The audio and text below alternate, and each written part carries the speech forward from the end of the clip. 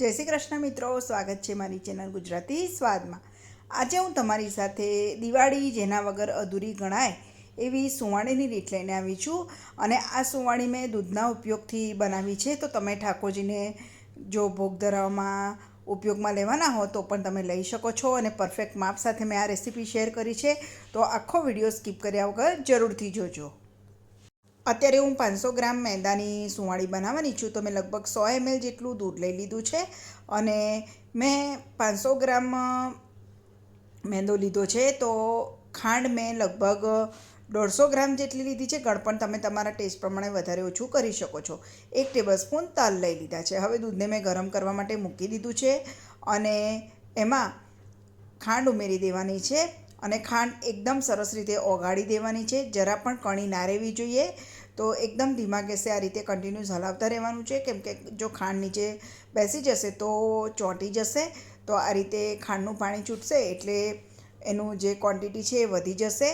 તો હવે ખાંડ લગભગ ઓગળી જવા આવી છે, તો હવે તલ પણ આપણે એમાં જ ઉમેરી દઈશું, કેમ કે તલ આપણે જો ડાયરેક્ટ ઉમેરીશું તો વાળી તળીએ ત્યારે એ બહાર નીકળી જતા હોય છે। હવે ખાંડ એકદમ સરસ ઓગળી ગઈ છે અને 5 નંગ ઇલાયચીનો મેં પાવડર કરીને ઉમેરી દીધું છે। તો આ મિશ્રણ સરસ રીતે તૈયાર થઈ ગયું છે। હવે એને 15 થી 20 મિનિટ માટે ઠંડુ થવા દઈશું। હવે 15-20 મિનિટ થઈ ગઈ છે, આપણું દૂધ ઠંડુ થઈ ગયું છે। 500 ગ્રામ મેં મેંદો લઈ લીધો છે અને એને મેં ચાળીને લઈ લીધો છે અને ખાંડની એક પણ કણી ના રહેવી જોઈએ, એનું ખાસ ધ્યાન રાખવાનું। હવે મોવણ માટે આપણે ચોખ્ખા ઘીનો ઉપયોગ કરવાનો છે, તો મેં 4 ટેબલસ્પૂન ચોખ્ખું ઘી ગરમ કરવા માટે મૂકી દીધું છે અને ઘી ગરમ કરીને જ લેવાનું। હવે ઘી સરસ ગરમ થઈ ગયું છે, ગેસની ફ્લેમ મેં બંધ કરી દીધી છે। હવે મેંદાની અંદર મેં એકદમ ચપટી મીઠું ઉમેરી દીધું છે અને હવે જે ગરમ કરેલું ચોખ્ખું ઘી છે એ ઉમેરી દેવાનું છે। આમાં આપણે મુઠ્ઠી પડતું મોવણ લેવાનું છે, તો જ આપણી જે સુંવાળી છે એકદમ સરસ ફરસી બનશે, એકદમ સોફ્ટ બનશે। હવે એક વખત આપણે મિક્સ કરી લેવાનું, ને જરૂર જણાશે તો બીજું પણ ઘી આપણે ગરમ કરીને લઈશું। તો એકદમ સરસ રીતે પહેલાં મિક્સ કરી દેવાનું છે અને તમે જોઈ શકો છો એકદમ મુઠ્ઠી પડતું મોવણ છે, તો આ પરફેક્ટ મોવણ છે। હવે આપણે બીજું ઘી ઉમેરવાની જરૂર નથી। તો આ રીતે મેં મોવણ સરસ રીતે મિક્સ કરી દીધું છે। હવે તૈયાર કરેલું દૂધ, ખાંડ, તલ અને ઇલાયચીવાળું દૂધ આપણે ઉમેરીશું, થોડું થોડું કરીને ઉમેરવાનું છે અને સરસ રીતે મિક્સ કરતું જવાનું અને મસળતું જવાનું। ખાંડનું પ્રમાણ તમે તમારા ટેસ્ટ પ્રમાણે વધારે ઓછું કરી શકો છો। અને અત્યારે મેં લોટ બાંધવા માટે દૂધનો ઉપયોગ કર્યો છે, એને બદલે તમે પાણીનો ઉપયોગ પણ કરી શકો છો। મેંદો છે એટલે અત્યારે તમને ઢીલું લાગશે, પરંતુ એ બધું જ દૂધ શોષી લેશે। તો આ રીતે મસળતું જવાનું અને લોટ બાંધતું જવાનું। તમને દિવાળીમાં આ રીતે સુંવાળી જરૂરથી ટ્રાય કરી જોજો। તો મેં આ રીતે સરસ રીતે મસળીને લોટ બાંધી દીધો છે, થોડું ઘી લઈ લીધું છે અને આ રીતે લોટને કેળવી દેવાનો છે। તમને મારી આ રેસીપી પસંદ આવે તો મારા આ વિડીયોને લાઇક અને શેર કરજો તથા મારી ચેનલને સબસ્ક્રાઈબ કરજો। તો સરસ રીતે મેં લોટ બાંધી દીધો છે। અત્યારે તમને લોટ ઢીલો લાગશે, પરંતુ હજી પણ એ શોષી લેશે। તો આ રીતે લોટ બાંધવાનો છે અને હજી આપણે લોટને કૂટવાનો છે। તો આ રીતે મેં એક દસ્તો લઈ લીધો છે અને આ રીતે એને લગભગ 8 થી 10 મિનિટ એને કૂટી લેવાનો છે, જેથી એકદમ સરસ સોફ્ટ લોટ તૈયાર થઈ જશે અને જે સુંવાળી છે એ એકદમ સરસ બનશે। આ પ્રોસેસ કરવી જરૂરી છે।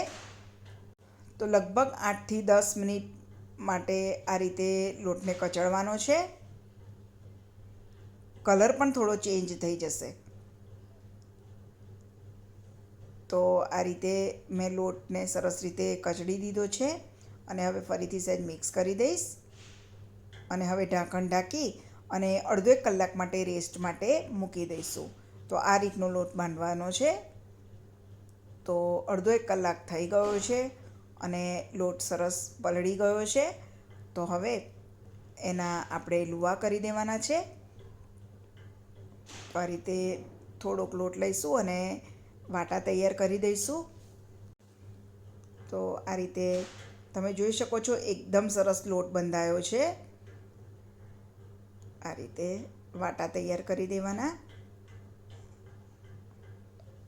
અને નાના નાના લુવા તૈયાર કરી દઈશું. આ રીતે તમારે જે સાઈઝની સુંવાળી બનાવવી હોય એ રીતે લુવા તૈયાર કરવાના. તો આ રીતે હું બધા જ લુવા તૈયાર કરી દઈશ. તો બધા જ લુવા તૈયાર થઈ ગયા છે.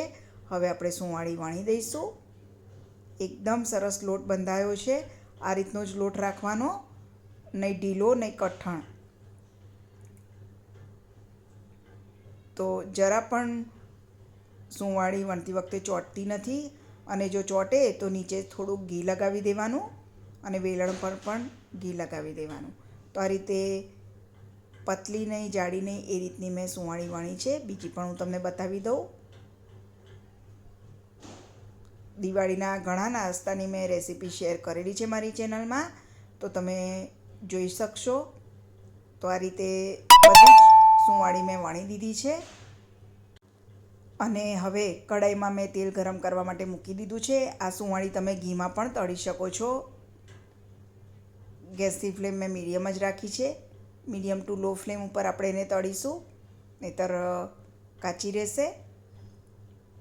અને આ સુંવાળી તમે તળીને મૂકો પછી 10થી 15 મિનિટ પછી કડક થશે, કેમ કે આપણે ખાંડનો ઉપયોગ કર્યો છે એટલે. તો આ રીતે ધીમાથી મીડિયમ ગેસે જ આપણે એને સરસ તળવાની છે. આ રીતે પરપોટી થવી જોઈએ એ રીતે વણવાની આપણે સુંવાળી. પલટાવીને ગુલાબી રંગની થાય ત્યાં સુધી તળવાની છે. એકદમ સરસ કલર આવ્યો છે અને એકદમ સરસ સુંવાળી તળાઈ ગઈ છે. બાકીની બધી જ સુંવાળી હું આ જ રીતે બનાવી દઈશ. સુંવાળી તમે એરટાઈટ ડબ્બામાં ભરી અને 20થી 22 દિવસ સુધી સ્ટોર કરીને ખાઈ શકો છો. તો તૈયાર છે એકદમ સરસ એવી સુંવાળી. હવે આપણે એને એક બાઉલમાં લઈ લઈશું. તો બધી જ સુંવાળી મેં આ રીતે બનાવી દીધી છે.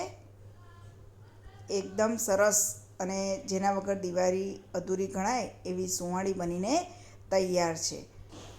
તો આ દિવાળીમાં તમે આ રેસીપી જરૂરથી ટ્રાય કરજો.